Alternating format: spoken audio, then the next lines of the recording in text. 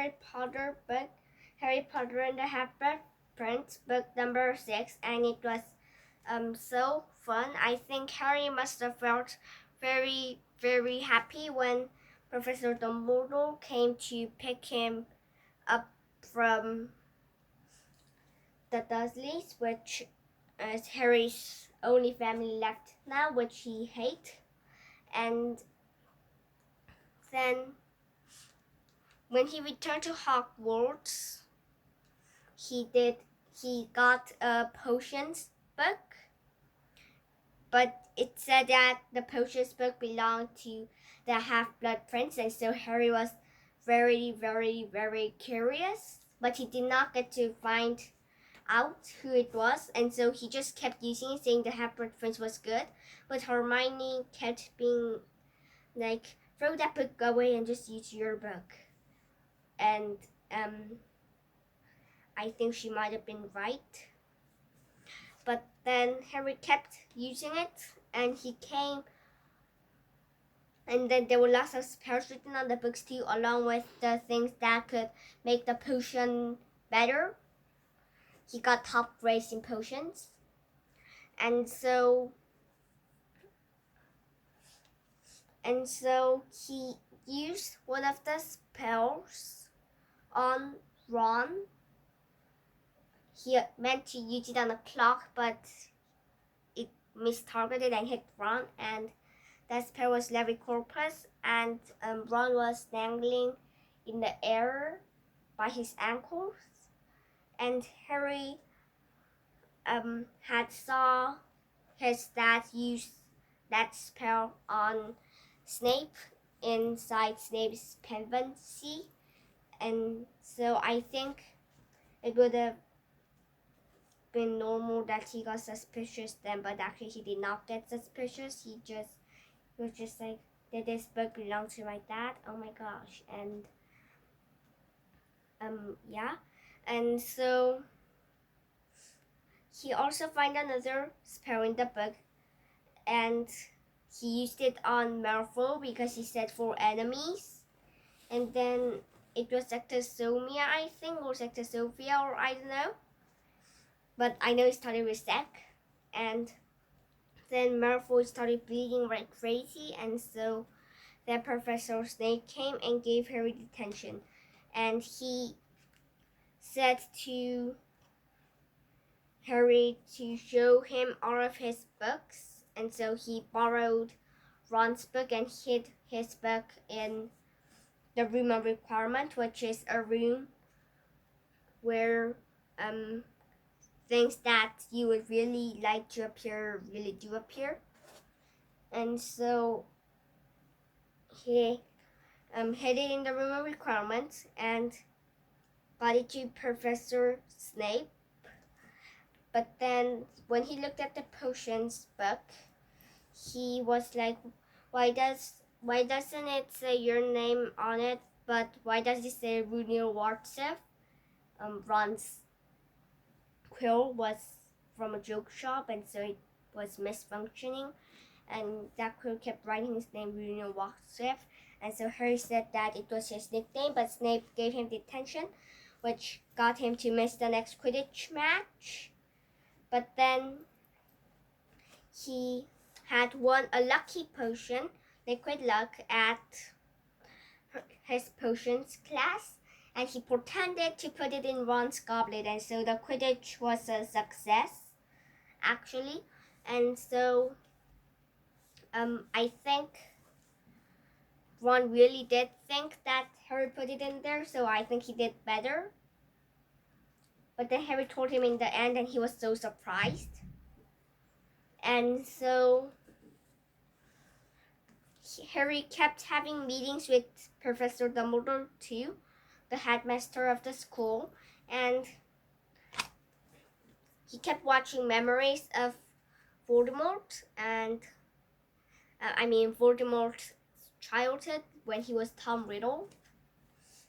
And so Dumbledore also showed him lots and lots of memories about when he was a teenager, most of them when he was a teenager. And then there was Professor Slughorn's memory, which was the new potions teacher. She really, really liked Harry. And then some parts of that memory were crossed out with a weird mess. Then Professor Slughorn's voice beaming out, so he just fiddled with his memory. And Dumbledore gave a mission for Harry to get the proper memory from Professor Slughorn. And so Harry used a little bit of the lucky potion, because I think I forgot the name's pronunciation and the name itself. I think it might have been Felis Felicis, but I don't really know well. And so anyway, he used some of it, and he managed to get that memory from Professor Slughorn, because, well, he did become lucky at that hours of the day. And then Dumbledore was very happy with him. And it turned out that Tom had asked what was a Horcrux to Professor Slughorn, and he said that it was a very dark object which concealed people's souls, and so wizards just rip their souls apart and put it in the object, and it becomes a Horcrux. It's very dark magic, and so Tom attempted to make 7 Horcruxes, and the diary in book number 2 that Ginny was in to open the Chamber of Secrets was actually a Horcrux, so Harry destroyed that, so that leaves 6 Horcruxes, but then 1 was in Voldemort's body, and so that left 5 of them. And Professor Dumbledore destroyed 1, another, the ring, and that's how his hand got so blackened right here, his wand hand. And Harry asked if he could go to Dumbledore to destroy the next Horcrux, and so he could, and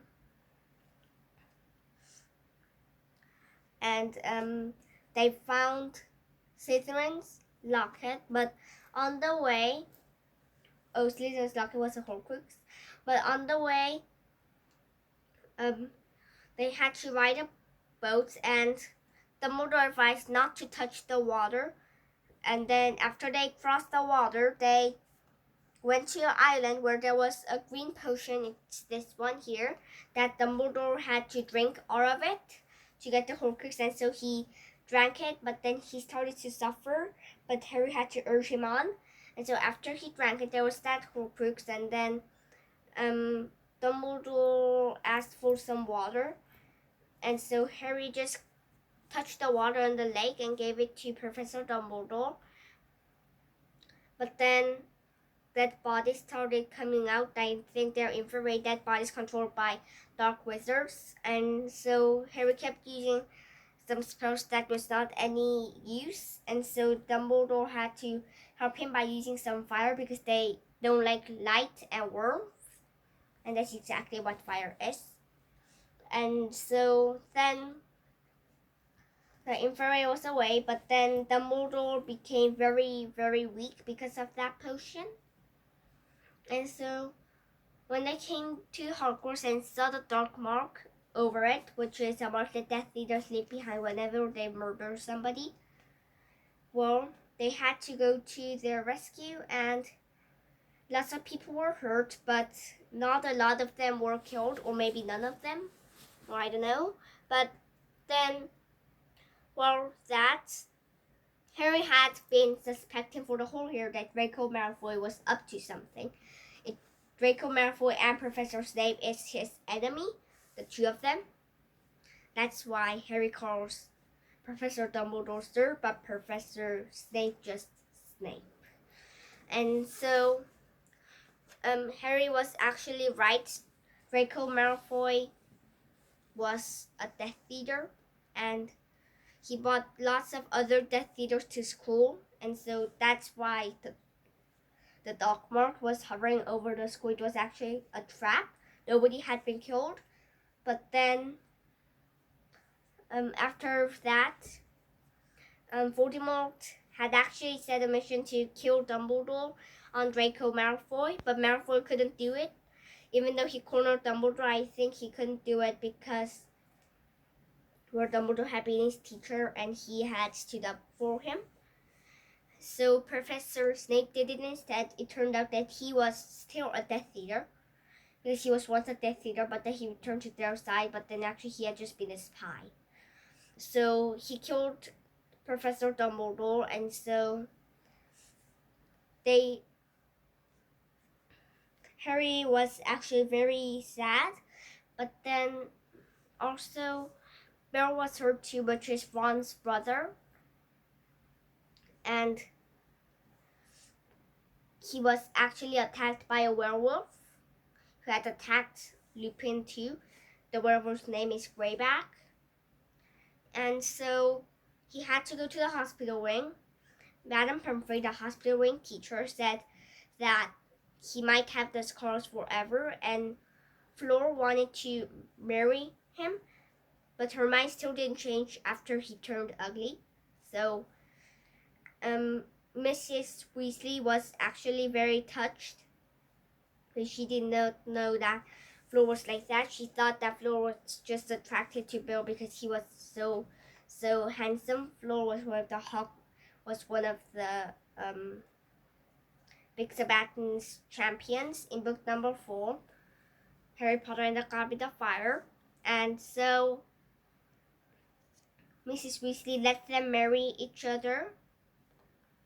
And so that was a good ending, but then also they had to have Dumbledore's funeral, and that was pretty sad. But fortunately, there was Dumbledore's portrait on the headmaster's office. Portraits in Hogwarts can talk and think and stuff, and so people could communicate to Dumbledore, but they could not touch him because he was inside the portrait. And so some of it was sad and some of it was romantic, the other part fun, exciting and stuff. So I really wish that you can read this book too. So anyway, I hope you have a good day and see you soon. Bye.